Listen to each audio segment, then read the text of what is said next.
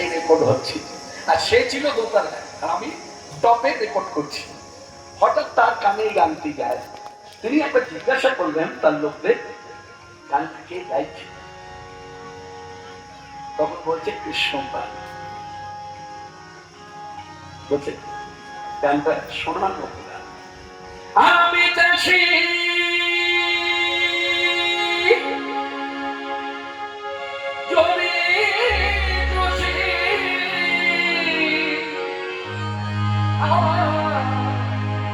জমি দিবে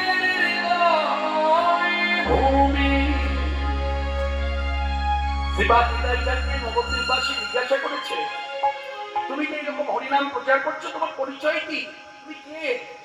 তখন নিতাই চাঁদ তার পরিচয় দিচ্ছেন, আমি চাষি। এই নিতাই চাঁদ তত্ত্ব হচ্ছেন ওই যে সাক্ষাৎ ভগবান বলরাম। বলরামের এক নাম হল ভাব। হল ভাব বলেন, হল মানে কি? হল মানে লাঙল। তাহলে কাঁধে লাঙল। আচ্ছা, লাঙল কাঁধে নিয়ে কারা যায় মাঠে? তারা চাষ করে। তাহলে তখনও চাষ করেছে। এবার নবদ্বীপে এসে কলিযুগে তিনি চাষ করছে। তখন চাষ করেছে জমি, ফসল ফলেছে। এভাবে সে জমি চাষ করছে, কিন্তু জমিটা ভেদ আছে। তখন ছিল মাঠের জমি, এখন হচ্ছে হৃদয় ভূমি। হৃদয় ভূমিটা চাষ করছে কি দিয়ে? হরিনাম বীজ দিয়ে। তাই বলছে আমি চাষি জমি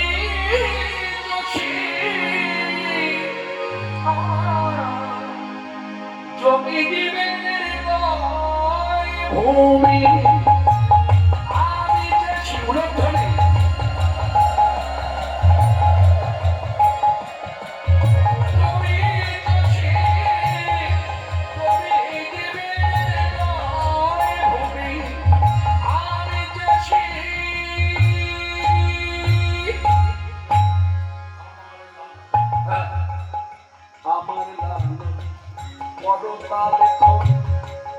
আমার বীজ ধান হরিনাম ধন,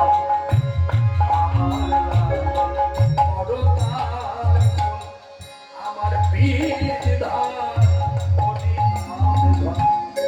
তাই দিতে ভালোবাসি আমি চাষি দোষী।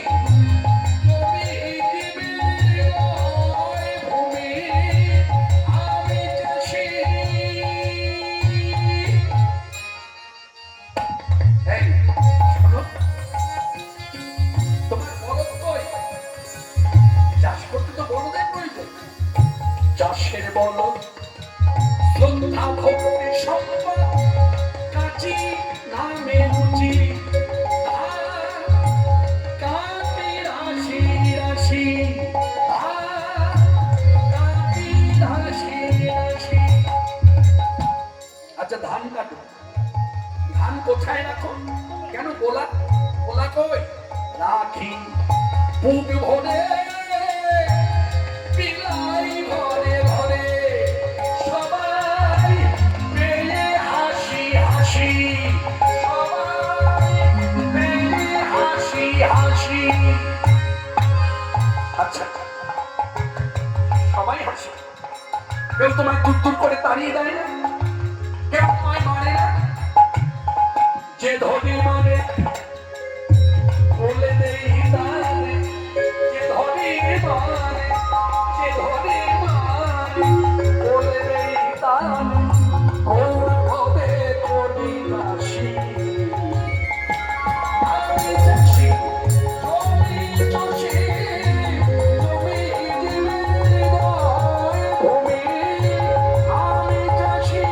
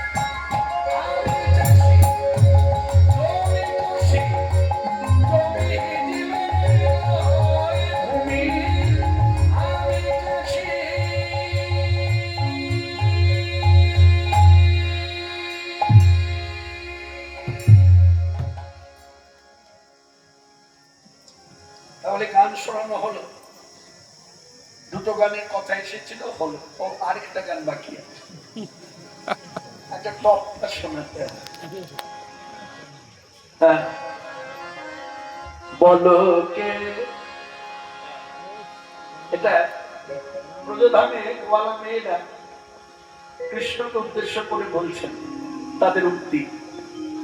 কৃষ্ণ যখন তাদের সঙ্গে প্রেমের ছলনা করছে, খেলা খেলছে, হ্যাঁ, মাঝে মধ্যে তিরস্কার করছে, তখন তাদের উক্তি। আবার একটু এই গানটি গাইবার আগে কিছু কথা আছে বলি। এই তৎসঙ্গে কীর্তনের মধ্যে তৎসঙ্গে কীর্তন, এটা প্রথম যিনি দেখিয়েছেন বাংলায় তিনি হলেন আমার কীর্তন জগতের শিক্ষাগুরু। প্রথম শিক্ষাগুরু হলো স্বর্গীয় বংশীধারী চক্রবর্তী, তারপর স্বর্গীয় ব্রজেন্দ্রদাস কীর্তনী, তারপর স্বর্গীয় কানাইলাল বন্দ্যোপাধ্যায়, যিনি আপনাদের এখানে এসে কীর্তন করেছেন। আমি পেয়েছি তথ্য, জানি না ঠিক বললাম না ভুল বললাম। আপনাদের হরিদর্শনে কীর্তন করেছেন স্বর্গীয় কানাইলাল বন্দ্যোপাধ্যায় এসেছে। যাক, এটা আপনাদের ভাগ্য, ভাগ্য বড় বলবান, তার মতো একজন কীর্তনী এসে কীর্তন করে গেছেন, যার জন্য আপনাদের রুচিটা আলাদা।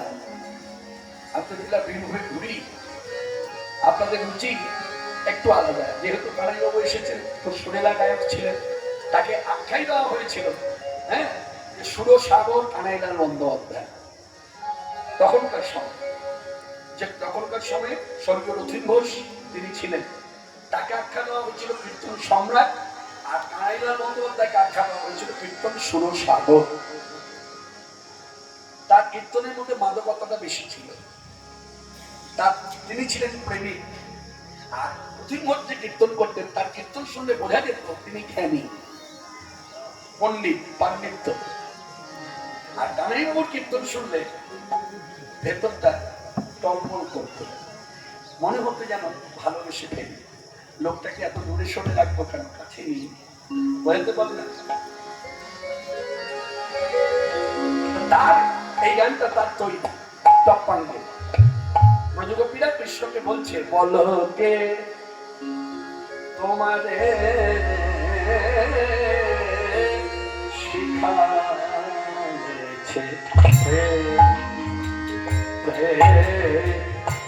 ছলনা, বলনা, ছলনা, বলনা, বলকে তোমারে শিখাছে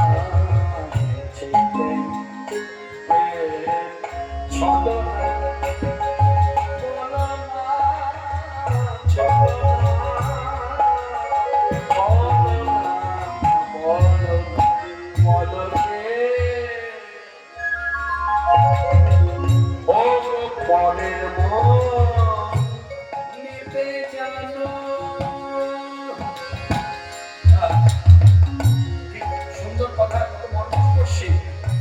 ও গো পরের